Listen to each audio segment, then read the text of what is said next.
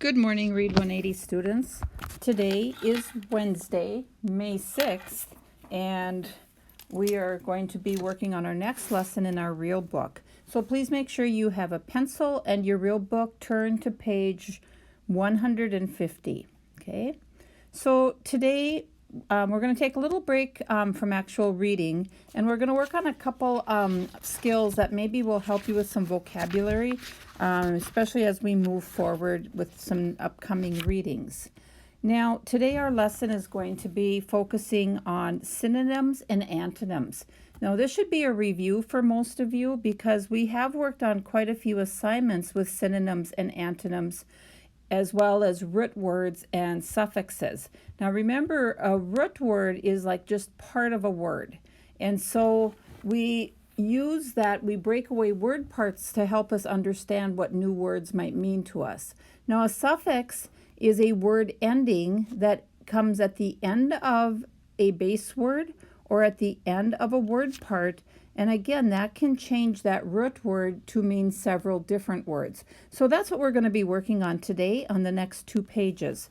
So again, our learning target would be, I can deepen my understanding of words by relating them to synonyms and antonyms.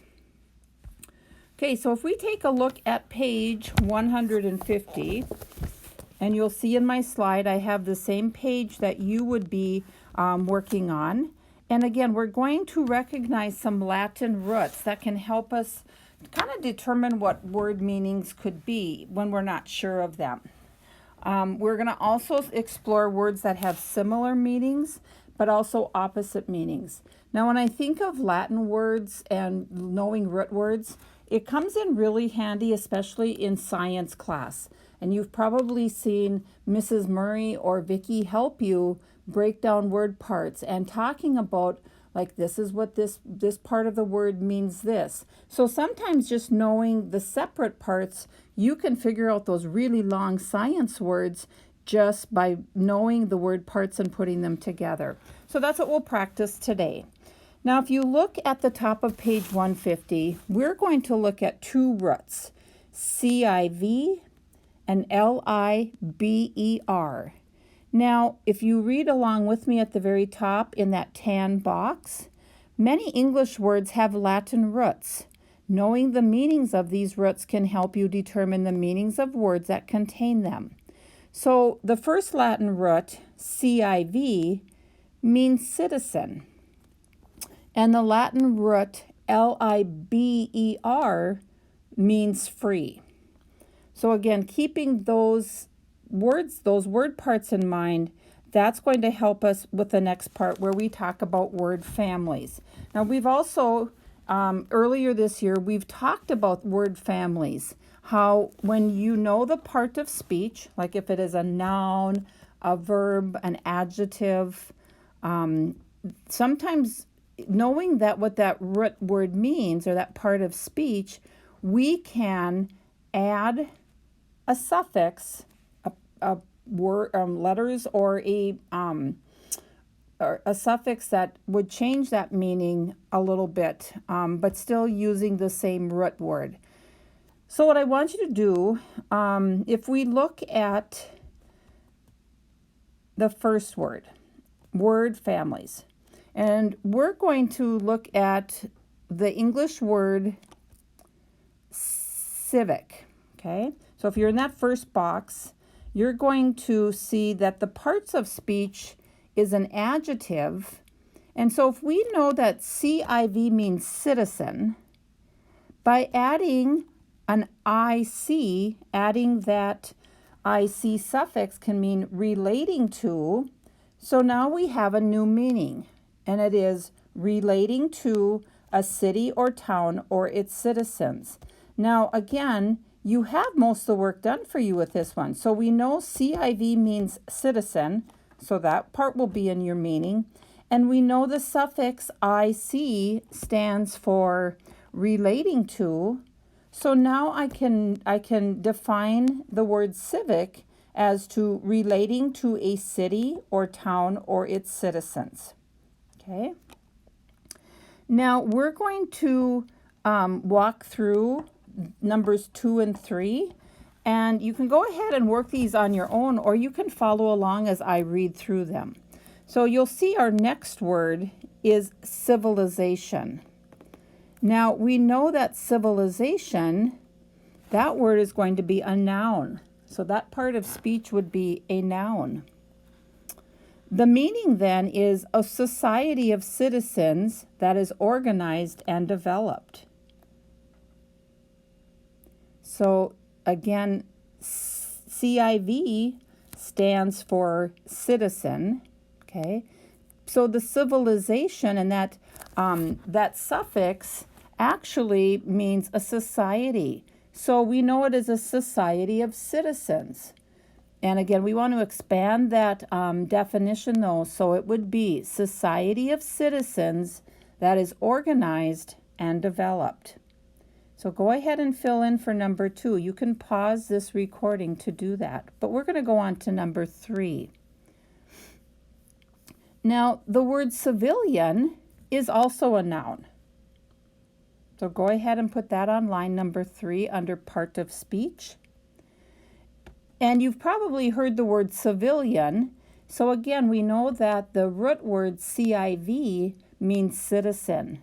Now, you've probably heard it used in sentences or you've heard it used in conversation, but we know that a civilian, and you probably talked about this in social studies, where a civilian is a person who is not in the military, okay?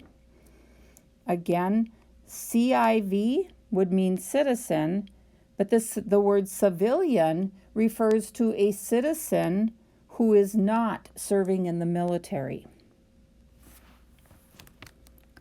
Okay, now we're going to go on to the next section where we are going to be looking at the root L-I-B-E-R, and we're going to fill in the chart for numbers 4, 5, and 6.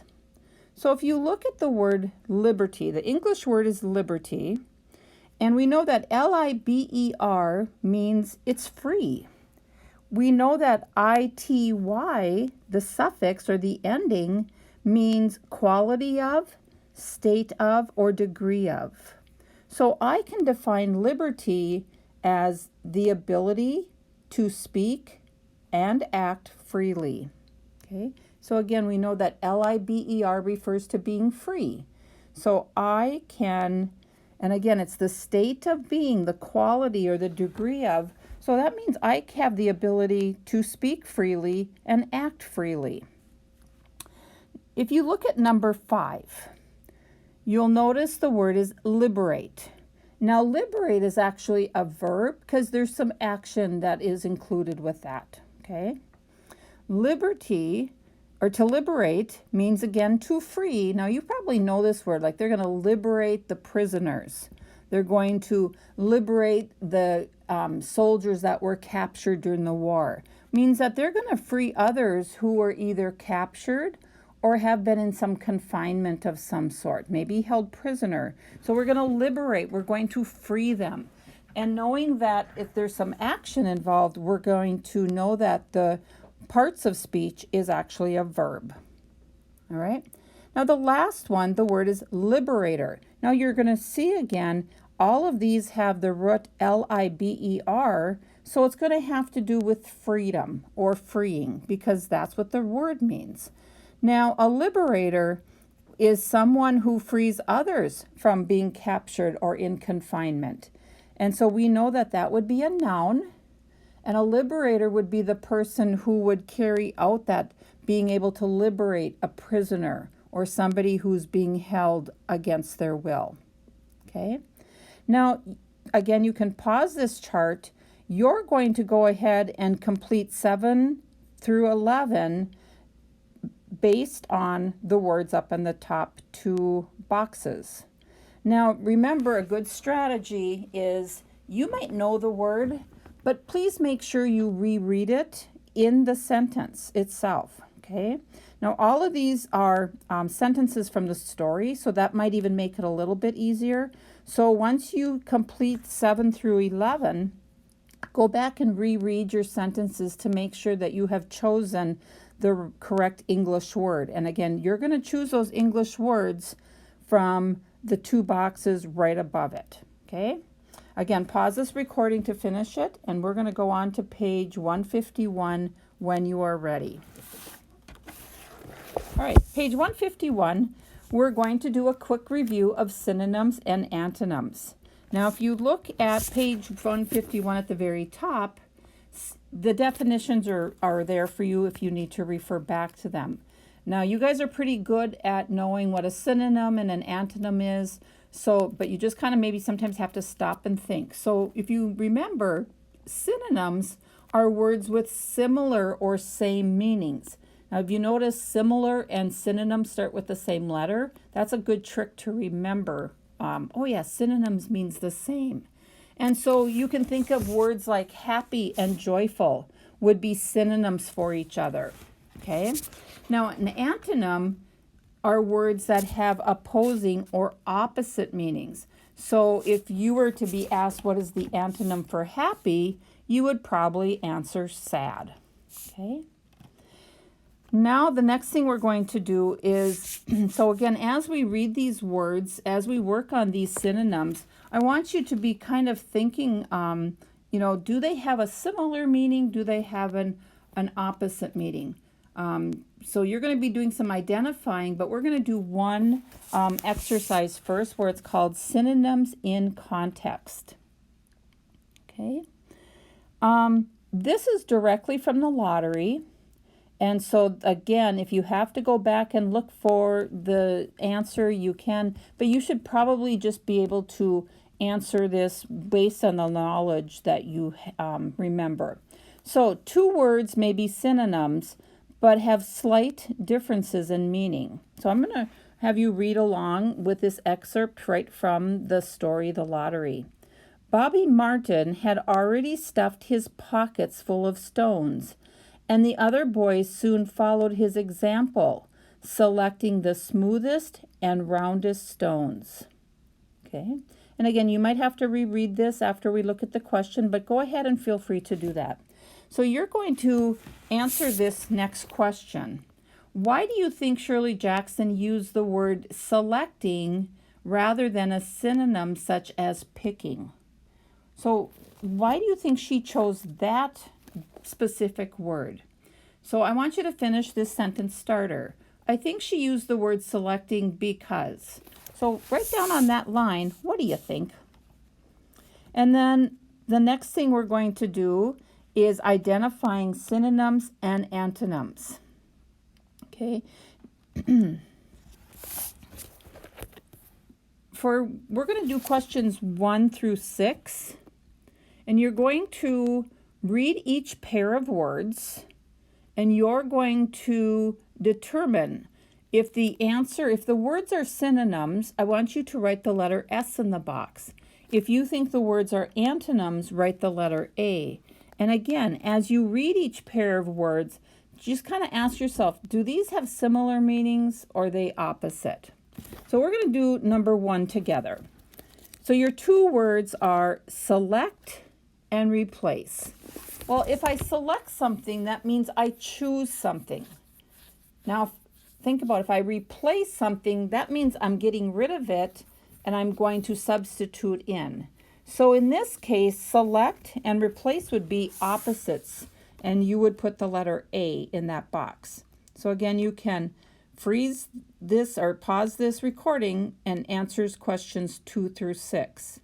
Now, this next part, you're going to need your online thesaurus to complete this final section. Now, you guys have all worked with thesaurus, thesaurus.com. You can go to the dictionary. But what you're going to do is you're going to see in the box, there are 4 words. And you are going to use the thesaurus to find the synonym and the antonym. Now, if you I would suggest going to thesaurus.com because you'll type in the word exchange. And if you look there, you'll notice that it'll have the S for synonyms. And then it'll give you some words like to exchange something means to trade something.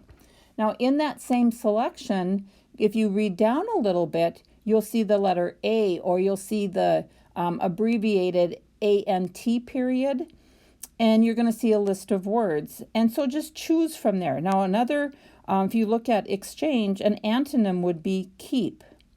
Now the last thing you're going to do is you're going to use one of the words to write a sentence about the lottery. Now don't use the word in the first column. You're going to use one of the words in the second or third column, okay?